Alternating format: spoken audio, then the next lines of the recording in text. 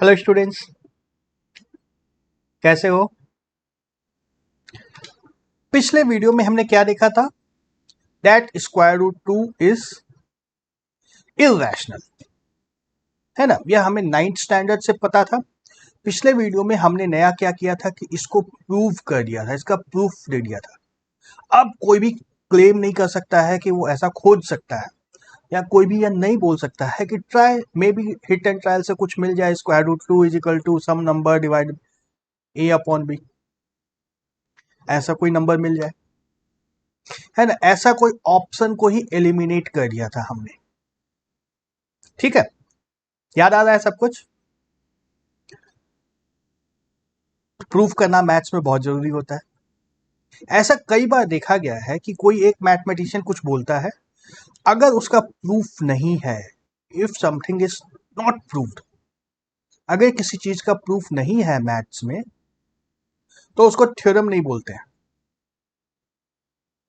Theorem नहीं बोलते हैं, और जब तक ये प्रूफ नहीं होता है तब तक उसको एक ओपन चैलेंज रहता है। वो सभी मैथमेटिशियंस के लिए open challenge, you can take up the challenge, है ना। जैसे कि पाई एक इरेशनल नंबर है, हम लोग को पता है पाई एक इरेशनल नंबर है, पर हमने यह प्रूव नहीं किया है। हमने प्रूव नहीं किया है ना। Yes, mathematicians around the world have prove it, यह प्रूव हो चुका है। आर्यभट्ट ने भी दिखा दिया था कि जितना चाहे उतना डिजिट्स पाई के बाद निकाल सकते हो। बट तुम लोग के लिए एक ओपन क्वेश्चन हो सकता है, तुम लोग के लिए ओपन क्वेश्चन हो सकता है। तो मैथ्स में जब भी हम लोग कुछ कहते हैं ना, तो उसके साथ एक प्रूफ चिपकाना बहुत जरूरी होता है। कुछ भी करो मैथ्स में, उसके साथ एक प्रूफ चिपकाना बहुत जरूरी होता है। तो हमने ये डिसाइड कर दिया कि square root two is not equal to A upon B, है ना। यह प्रूफ कर दिया हमने। ये प्रूफ नहीं कर पाए थे कि square root two is equal to A upon B, but हमने यह प्रूफ कर दिया कि square root two will never be equal to A upon B. इस प्रूफ का एक नया टेक्निक था, इसका क्या नाम था? Proof by contradiction. देखो, मैं ये सारी चीजें जो बता रहा हूं ना, ये एग्जाम के पॉइंट ऑफ व्यू से तो यूजलेस है, एग्जाम में नहीं आ सकती है ये चीजें, बट मैथ्स के पॉइंट ऑफ व्यू से बहुत यूजफुल है। हमें पता होना चाहिए कि क्या कर रहा है। इतना लंबा प्रूफ देख लिया था पिछली क्लास में हमने, तो इसका मतलब यह तो नहीं है कि वो प्रूफ वहीं पे खत्म हो गया है। उस प्रूफ का आगे भी कुछ यूज होगा, उस प्रूफ से कुछ और भी काम कर सकते हैं हम लोग, है ना। ऑफ कोर्स ऐसा तो नहीं है ना कि square root two is not a irrational number, not a rational number. इसको जो प्रूफ किया था हमने पिछले वीडियो में, ये जो प्रूफ किया था, ऐसा तो नहीं है ना कि इस प्रूफ का काम सिर्फ और सिर्फ इसी प्रूफ में है, इसके अलावा कहीं भी यूज नहीं होने वाला है। और कहीं यूज होगा तभी तो इसको पढ़ना जरूरी है। तो आगे कैसे यूज करेंगे उसके लिए ये सारा बैकग्राउंड जानना बहुत जरूरी है। इस मेथड का नाम है प्रूफ बाय कॉन्ट्राडिक्शन। कहीं पे भी इसको अप्लाई कर सकते हैं हम लोग। चलो, तो ये बहुत ही इंपॉर्टेंट प्रूफ था, एंड बोर्ड के एग्जाम से ये प्रूफ आना हर साल, हर साल नहीं तो मे बी अल्टरनेट ईयर्स में यह क्वेश्चन जरूर आता है। Proof that the given number is irrational. मतलब अगर हर साल नहीं आया ना, तो अल्टरनेट ईयर्स तो जरूर आता है, लगभग हर साल ही आता है ये। अब यह नंबर बदल सकता है, यहाँ पे स्क्वायर रूट टू हो, यहाँ पे स्क्वायर रूट सेवन हो, यहाँ पे स्क्वायर रूट 11 हो, या कोई और दूसरा नंबर भी हो सकता है। दूसरा कोई नंबर इमेजिन कर सकते हो यहाँ पे। कुछ एक नंबर्स हम लोग डिस्कस करेंगे, लेकिन आगे चलने से पहले हम लोग फिर से एक बार रिवाइज कर लेते हैं। Proof that square root three is irrational. Same चीज है जो हमने स्क्वायर रूट टू के लिए किया था, बिल्कुल वही चीजें आने वाली हैं, कुछ भी फर्क नहीं होने वाला है।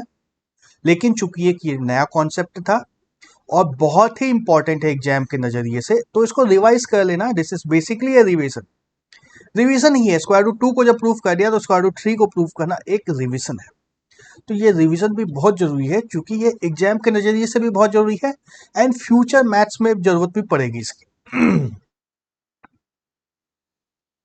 तो क्या करते थे?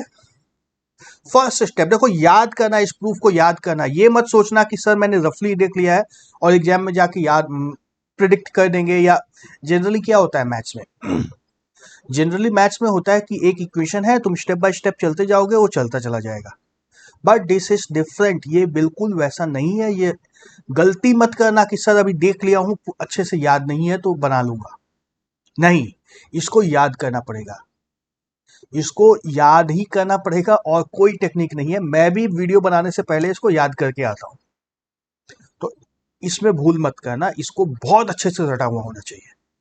यस, मैथ्स में है, मैं फिर भी बता रहा हूं, इसको बहुत अच्छे से रटा हुआ होना चाहिए।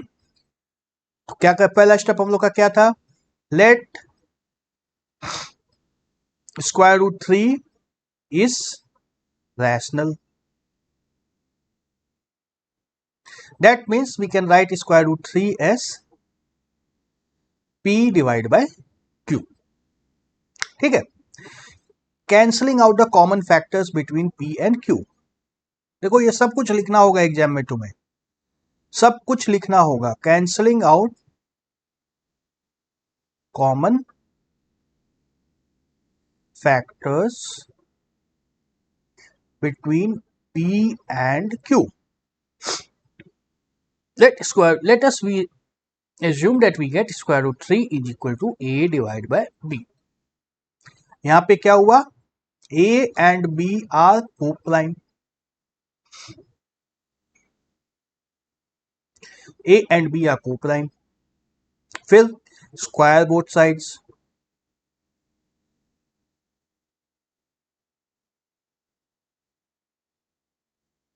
स्क्वायर बोथ साइड से क्या आएगा, 3 is equal to A square divide by B square.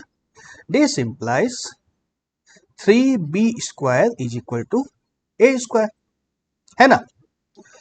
This implies 3 is a factor of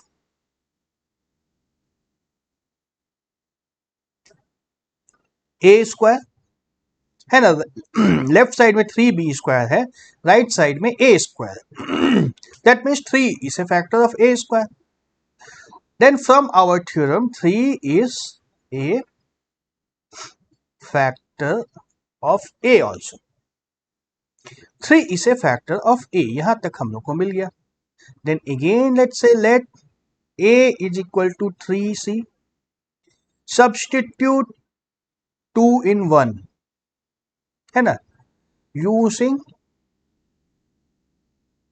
2 and 1 क्या मिलेगा हमें, 3b square is equal to 3c पूरे का square, that is equal to 9c square. यहां से हमें क्या मिला, b square is equal to 3c square. This is equation number 3। यहां से क्या मिल रहा है, 3 is a factor of b square, and then from the theorem we get 3 is a factor of b। ठीक है, so what have we got, 3 is common factor of a and b, hence we have reached a contradiction।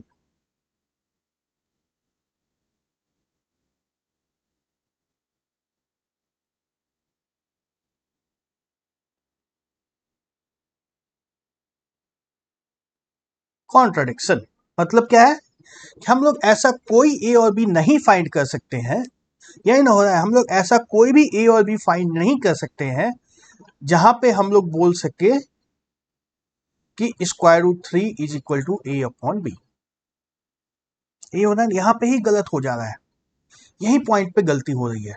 हमने मान लिया था कि A upon B है, where A and B are integers and they are को prime integers, लेकिन ऐसा संभव नहीं है, संभव नहीं है। That means root 3 is not rational, square root 3 is not rational, is irrational. देखो ये प्रूफ तो इतना ही है। यहां पे एक चीज अब ध्यान देना है तुम लोग को, जो लोग मैथ्स में 100 लाना चाहते हैं, स्पेशली उनके लिए ये बात, जो लोग मैथ्स में 100 लाना चाहते हैं उनको ये सारे स्टेटमेंट्स लिखना होगा। 3 इज नॉट ए फैक्टर, 3 से फैक्टर ऑफ ए स्क्वायर, 3 से factor of A, let A is equal to 3c, यह सब कुछ लिखना होगा। क्योंकि अगर यह इस तरह से प्रूफ करोगे तो एग्जामिनर को 5/5 देना पड़ेगा। इसमें से कोई भी अगर statement missing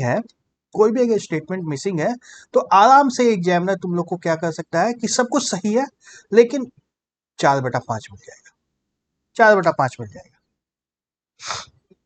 and what happens is when you cross 95 marks, examination में तो 80 होता है, 80 का एग्जाम होता है, तो व्हेन यू क्रॉस 75 से जैसे ही ऊपर जाओगे एग्जामिनर इसी तरह की गलतियां खोजना स्टार्ट करेगा, कहां कहां नंबर काटा जा सकता है। ठीक है ना। अगर 75 से कम नंबर आ रहा है तब तो इसको कैसा भी लिखो, रफली इस तरह से लिख दोगे, काम बन जाएगा। अगर 75 से ऊपर जाना है, अगर 80 पहुंचना है, तो ये हर स्टेप्स में लिखना होगा, squaring both sides, let cancelling out the common factors between P and Q, ये सब कुछ लिखना होगा। ये सब कुछ इंपॉर्टेंट नहीं है इस प्रूफ के लिए, लेकिन जब 75 एंड एबव जाने लगते हो तो यह सब कुछ इंपॉर्टेंट हो जाता है। तो हम लोग अब देख चुके हैं स्क्वायर रूट के अंदर यदि कोई नंबर इस तरह से आता है तो उसको हम लोग इर्रेशनल प्रूफ कर सकते हैं। Now the question is irrational numbers कितने बता सकते हो? रैशनल नंबर्स तो कुछ भी बता सकते हो ना। अगर मैं 1 और 2 के बीच में भी रैशनल नंबर पूछूं तो तुम लोग कितने भी हजारों के, लाखों के, करोड़ों रैशनल नंबर बता सकते हो ना। इर्रेशनल नंबर अगर पूछूं तो कितने बता सकते हो? मतलब my question is how to come up with a new irrational number. नया रैशनल नंबर कैसे बनाते हैं? अच्छा, लेट्स गो बैक। 9 चलो लेट्स से अगर 100 तक हमें काउंटिंग आती है, let's come to the next page. Let's से हमें 100 तक काउंटिंग आती है, उसके बाद नेक्स्ट नंबर क्या होगा, उसको +1 कर दे। या 100 के अलावा कोई दूसरा नंबर अगर निकालना है तो इसमें कोई दूसरा नंबर ऐड कर सकते हैं, है ना। किसी दूसरे नंबर से मल्टीप्लाई भी कर सकते हैं। इर्रेशनल नंबर नया निकालने के लिए क्या कर सकते हैं? जैसे हमें पता है √2 इर्रेशनल है, √3 इर्रेशनल है, √5 इर्रेशनल है, √7 इर्रेशनल है। लेकिन इस तरह से नया नया नंबर निकालने के लिए हम लोग क्या कर सकते हैं? तो याद करो 9th स्टैंडर्ड में हमने एक चीज और पढ़ा था। क्या पढ़ा था? इर्रेशनल नंबर प्लस या माइनस रैशनल नंबर अगर करोगे तो आंसर क्या आता है? इर्रेशनल आता है। IR याद है। इर्रेशनल नंबर में कोई नंबर, रैशनल नंबर ऐड या सब्ट्रैक्ट करते हो तो रिजल्ट आता है हम लोग को जो एक रैशनल नंबर होता है। सिमिलरली इर्रेशनल नंबर में किसी एक रैशनल नंबर को मल्टीप्लाई करो या डिवाइड करो, रैशनल नंबर, तो रिजल्ट क्या आएगा? इर्रेशनल नंबर आएगा। याद है। तो इस तरीके से हम लोग नए नए इर्रेशनल नंबर्स खोज सकते हैं ना। Then again I will come back to the previous question. How why should I believe you? तुम्हारी बात को मैं क्यों मान लूं? या even I can ask you, तुम्हारी बात क्यों मान ली जाए, या मेरी बात तुम क्यों मान लोगे? I will give U A proof. मानना है तो मैं प्रूफ दूंगा इसका भी, है ना। चलो let's come up with another example. So that 5 minus √2 is irrational. देख लो, अब हमारे पास एक रैशनल नंबर है, एक इर्रेशनल नंबर है, दोनों का डिफरेंस लिया गया है एंड ये प्रूव करना है कि जो रिजल्ट आएगा वो इर्रेशनल ही होगा। क्या कर सकते हैं? देखो, अब इस क्वेश्चन में एक बहुत बड़ी राहत हम लोग को है। राहत ये है कि 5 इज ए रैशनल नंबर हमें पता है, √2 इज इर्रेशनल यह भी हमें पता है। ठीक है ना। यहाँ पे हम लोग यह प्रूफ करने की कोशिश नहीं करेंगे कि √2 रैशनल है या इर्रेशनल है। यहाँ पे हम लोग को पता है कि √2 इर्रेशनल है। अगर किसी ने इसके ऊपर क्वेश्चन किया कि √2 रैशनल है या इर्रेशनल है तो उसको पिछला प्रूफ देखना होगा। तो √2 इर्रेशनल है यह हमने मान लिया। फिर से हम लोग वही प्रोसेस सेम रहेगा, proof by contradiction. Let 5 minus √2 is rational, इसको रैशनल मान लेते हैं, तो इसको क्या लिख सकते हैं, 5 minus square root 2 is equal to A upon B, है ना, where A and B are को prime, A and B are को प्राइम। थोड़ा सा इसको सिंप्लीफाई करेंगे तो हमें क्या मिलेगा, square root 2 is equal to 5 minus A upon B, that is equal to 5b minus A divide by B. RHS क्या है, रैशनल या irrational? RHS is a rational number. RHS is a rational number, but LHS is irrational. फिर से हमें एक contradiction मिल गया है, That means our assumption is wrong. Hence, our assumption is wrong.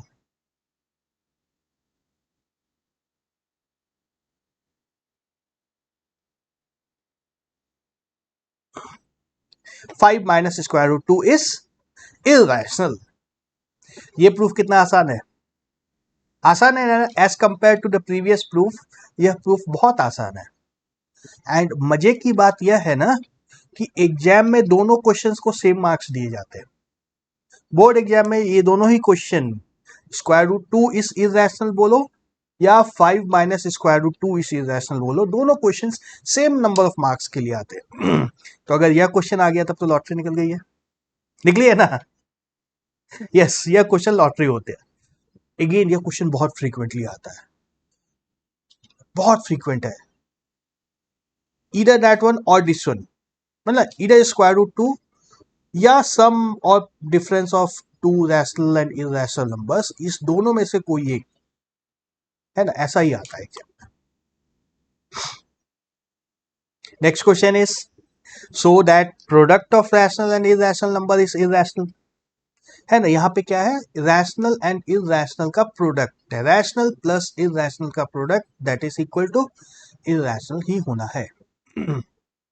Same steps देखो, कोई चेंज नहीं होना है। Let 3 square root 2 is equal to A upon B, where A and B are को prime,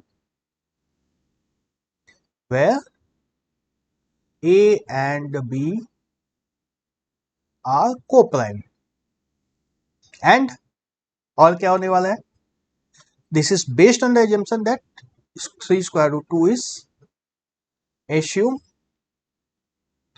3 square root 2 is rational। ये assume करने के बाद ही हम लोग ये लिख सकते हैं। Then what will happen, square both sides, in fact square की भी जरूरत नहीं है, स्क्वायर करोगे तो थोड़ा सा लंबा हो जाएगा।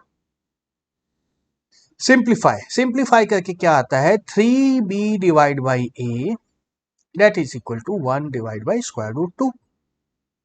ओके, ऐसा भी क्यों लिखोगे, let us just write square root 2 is equal to a divided by 3b. RHS now, RHS is irrational,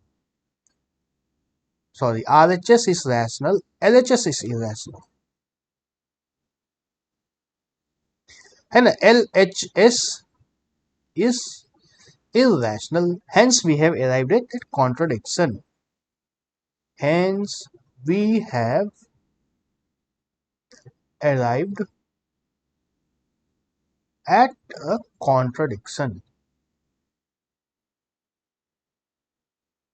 spelling गलत है कॉन्ट्रडिक्शन की, सही कर लेना, CONTRADICTION, contradiction, hence square root 2 is 3 multiplied by square root 2 is irrational। Okay, इस video को यहीं पे स्टॉप करता हूं, अगले वीडियो में हम लोग एक्सरसाइज एनसीईआरटी की देखेंगे।